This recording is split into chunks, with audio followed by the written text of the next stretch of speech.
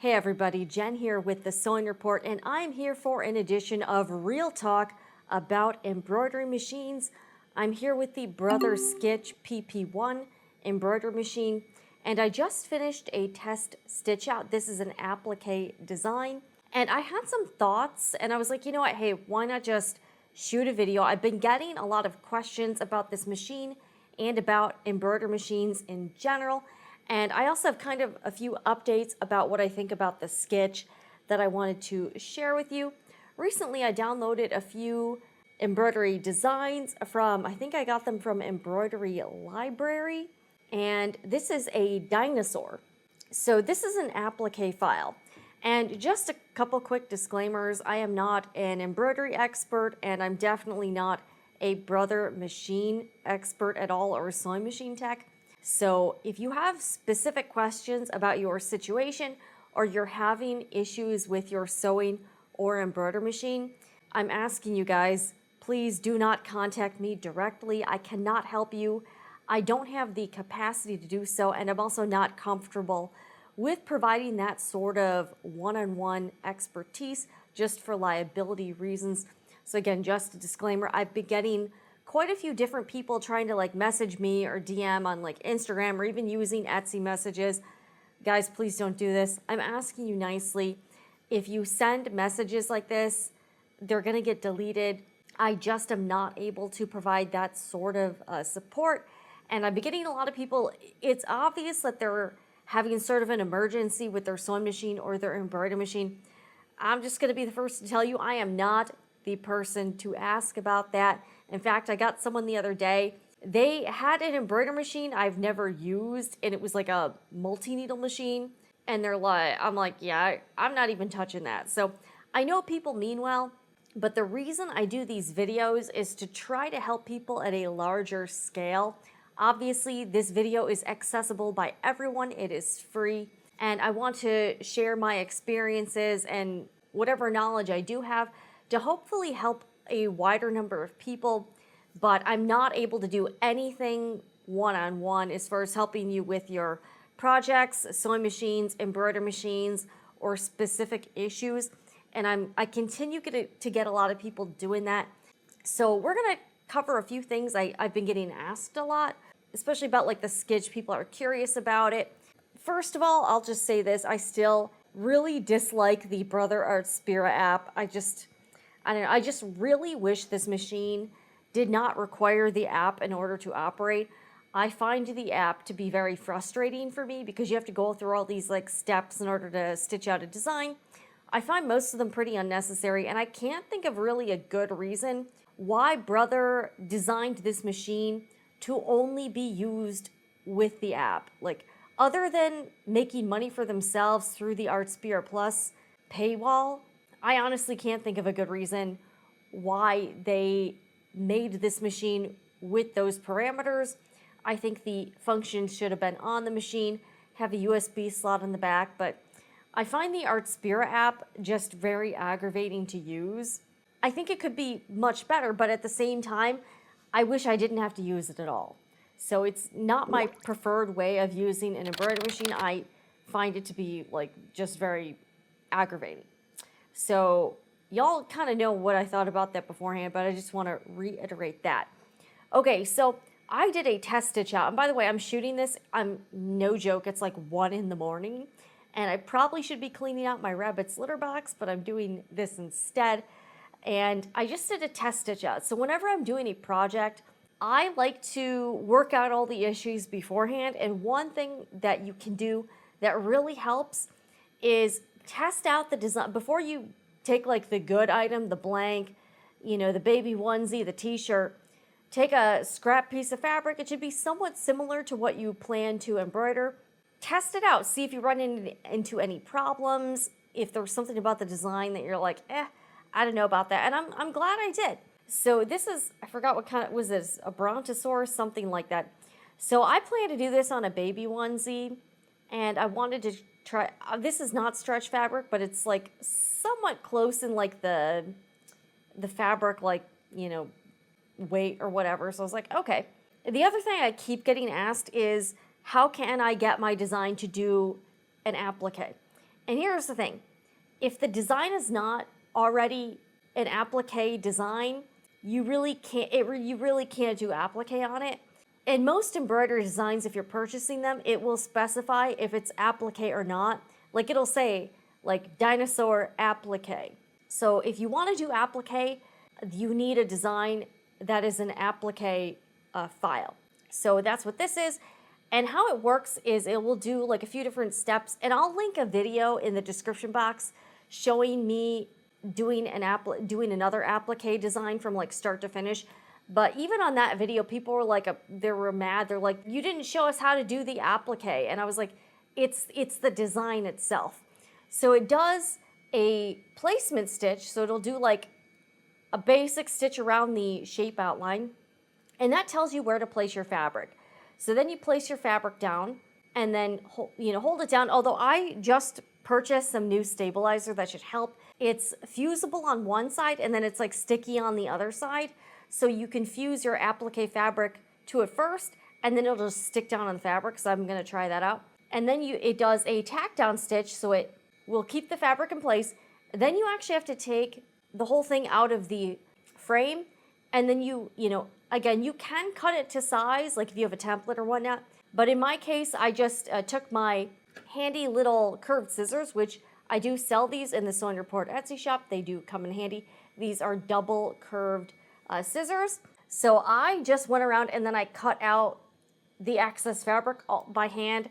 Could I have used like a cutting machine and done it, yeah, but I don't know. It just seemed like too much work for that. So I decided just to do it manually. And, I learned some things about the design. I probably should have cut closer to the stitches because I do have some like excess that I kind of think is a little bit gnarly looking. I do like the colors I picked. I'm not going to be doing white on the final project. I just took some scrap fabric to use. And I tested this out with some very basic polyester thread. I'll probably be trying to use my rayon thread. I don't know. We'll have to see. And I did have some issues. So one thing about the Skitch is I'll have some very random issues with it. At one point, I got like huge rat's nest underneath because what happened is occasionally the bobbin case, which is underneath the free arm here, it like jumped out of place. And that was causing some very big issues with the stitching. And then I also had a few instances where the upper thread just like got out of here. So I ended up having to like rethread the upper thread a couple times.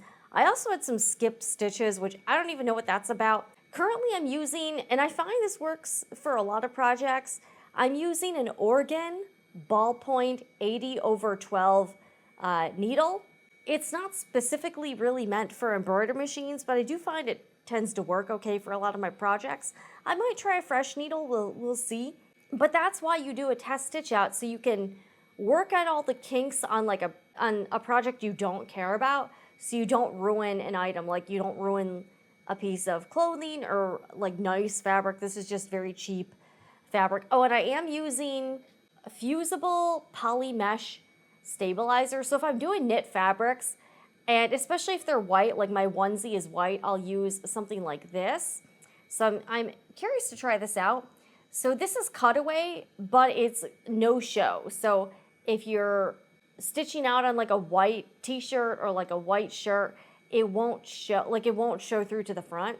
So I'm just using that, and my scrap is just laying. I know it's not exactly the same as a onesie, but I was like, all right, I just got to try it out on something. And I've been seeing some hit or miss comments on whether or not the Brother Skitch is good for beginners.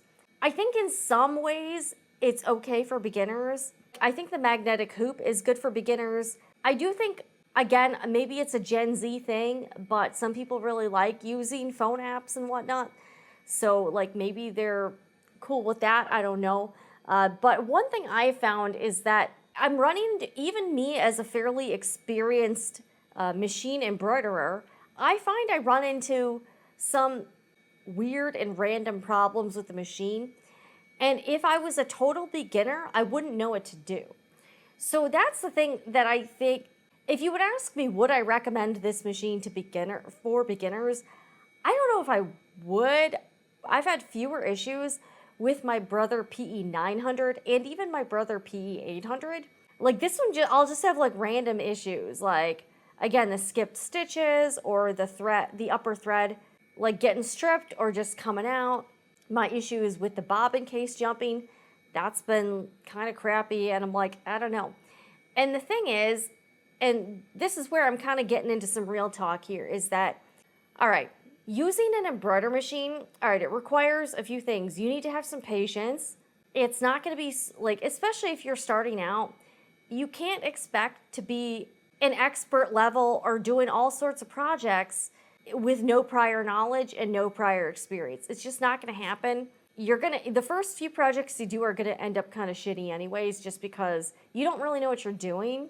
I've seen on the subreddit for embroidery machines, a lot of people will show out their test stitch outs, and I'm like, oh, that doesn't look great. But that's the thing, they don't know what it's supposed to look like. I'll also say this, and I'm really not trying to be harsh here, but I am just telling you like it is. If you're someone who is unable to do a lot of troubleshooting independently and you need a lot of hand-holding, embroidery machines, they may not be for you, because what I think is a bit different than like standard sewing is that you just have a lot of factors that all have to align into place for your embroidery project to be successful. You got to pick the right needle, stabilizer, the right design, density for the fabric. There's all kinds of factors that exist with using an embroidery machine that you don't really have to worry about with sewing. I'm not saying sewing is any easier, but using an embroidery machine is just, it's just different. It can be very frustrating. Again, it's like 1 a.m. I'm doing this, and I had some problems. I had to like start over again, and because of the experience I have using embroidery machines, I was able to work through my issues on my own without asking for help, because I'm like, okay, I'll just try this. But if you're a beginner and you don't know what I know or what someone else who's experienced with embroidery machine knows, you're going to be totally lost. So that's where, if you're not that person that wants to get into troubleshooting, you hate it, and you're not very good at that, and you find you always have to be asking somebody, like, again, the people that are reaching out to me on like Instagram or Etsy messages, I hate to say it, but this may not be for you. Like, if you have like a little problem with a machine or like kind of something, and you can't use Google, you can't use YouTube, look up videos, look up information online. If you're not someone that's good at doing research or looking up solutions to problems, using an embroidery machine and getting successful projects is going to be pretty challenging for you. And I was talking about this on a live stream the other day, and I do see this. A lot of people have issues with critical thinking. And I would say using an embroidery machine successfully requires a lot of that. I hate to say it, but unless you know someone that's very good with embroidery machines already, you may have trouble finding someone who will give you one-on-one help and walk you through things. Again, this is why I'm trying to make videos like this, to try to help people understand more about using an embroidery machine from the perspective of like an average person, which is what I am. I want to give people a more well-rounded education about using an embroidery machine, because that's the thing, I can't hold everybody's hand individually. It's not possible.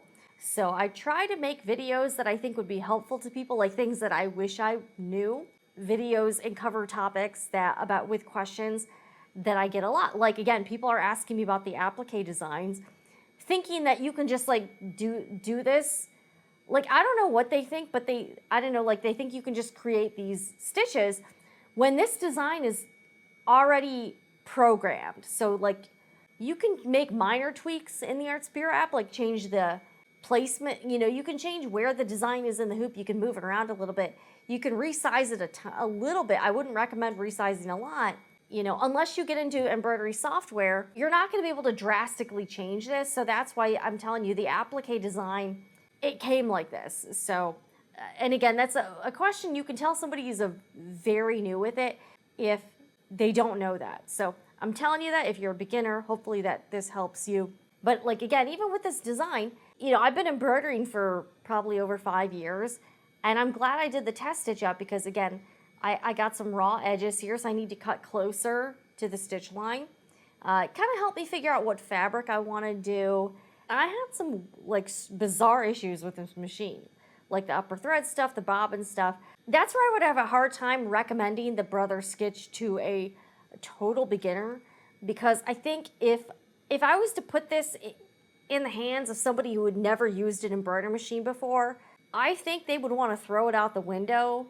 I don't find this machine super user-friendly to the point where a total beginner could just pick it up and just get great stitch outs without any sort of instruction. Even and the videos that Brother has put on their like YouTube channels are like not very in-depth at all.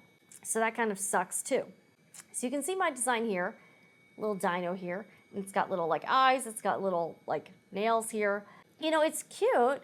That's where I'm telling you, if you're new to embroidery machines or you want to learn more about it, I would say do as much research as you can. Look up all kinds of videos. And here's the other thing though, is this is where I get to the part where you're gonna have to find solutions yourself.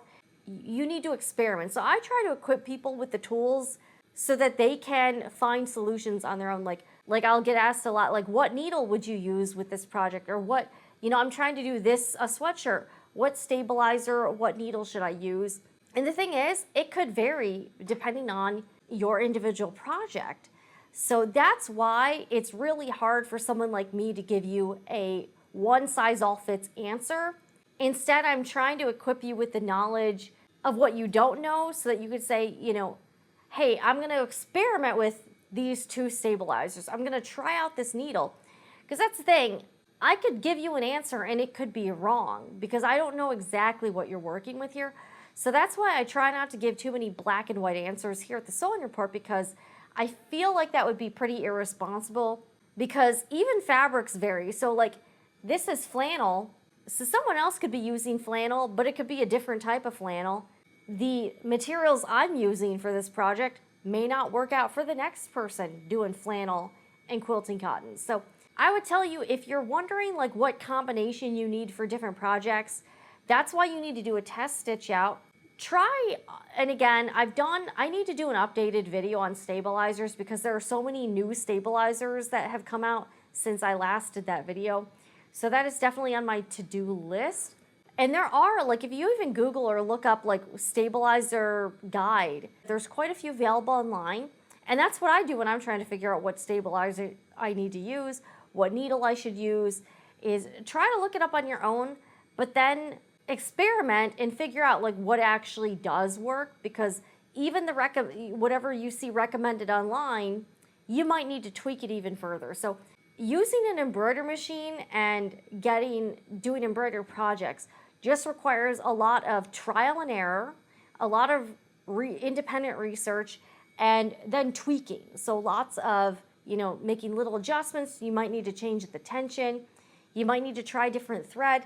Like, I think one of the reasons I was running into problems tonight is because this is fairly cheap polyester thread. Maybe I could try a different thread quality, try a different needle, do a fresh needle, rethread your upper thread, try new bobbin thread.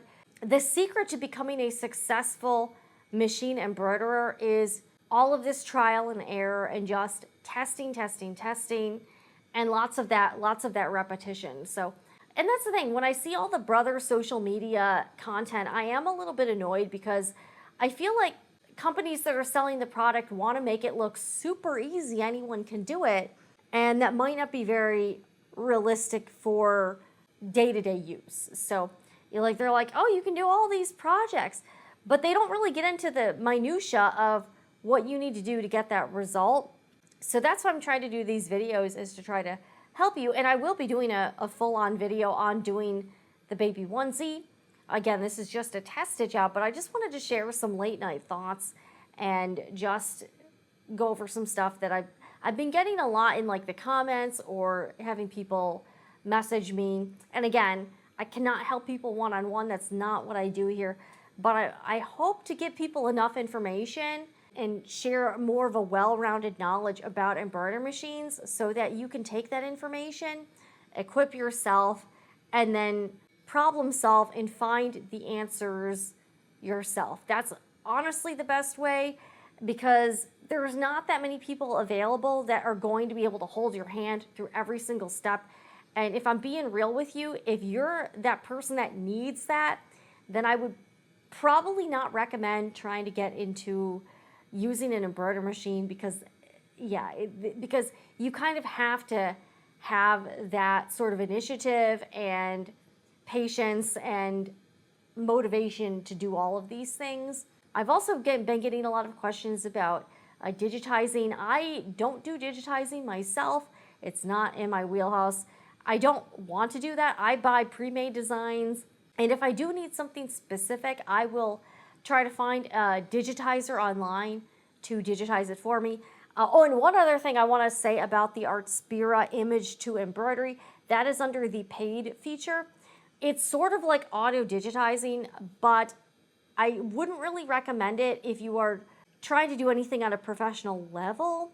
So I had a guy on the channel a while ago named Eric Campbell. He's a legit embroidery expert, and he was explaining so many, that's the thing, there's so many different aspects to embroidery machines. He was even saying you need to digitize the design specifically for the fabric you're going to be using. So I did not know that, but there's, like, again, different fabrics behave differently. So I was like, wow, that's pretty interesting.